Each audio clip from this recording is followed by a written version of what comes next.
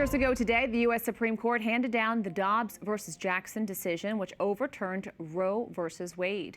The decision delegated abortion policy to the states, saying the Constitution does not grant a right to abortion. The pro-life fight continues to protect the right to life through all 9 months across the United States. Joining us now is Kristan Hawkins, CEO of the Pro-Life Generation, president of Students for Life of America and Students for Life Action. Kristan, thanks so much for coming back on. Thanks for having me. Today's the 4th anniversary of the Dobbs decision. How did that case overturn Roe versus Wade? Well, it was very simple. I was there at the steps of the Supreme Court with our student leaders, and as the opinion was put into my hand, I started reading it, and it said the Constitution does not confer the right to abortion. Roe and Casey are overruled.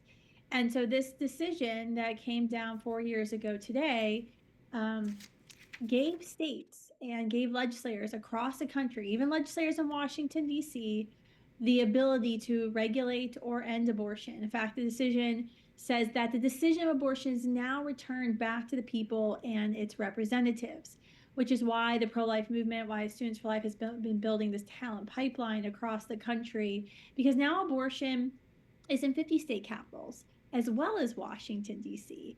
We have 51 playing fields in our country where we're attempting every single day to pass laws to either outright end abortion or to severely restrict abortion, or in some states where we know we don't have the majorities, to pass laws to help women see that there's another option, another way to choose nonviolence when faced with an unplanned pregnancy situation. When looking back over the past 4 years, how has the pro-life landscape changed across the country? It's changed a great deal. We saw an immediate backlash, I guess you could say, after Roe was reversed, where we had a lot of Americans who were polling in the middle on abortion, who said, I don't like abortion, I wouldn't have abortion, but I'm kind of in the middle on the issue.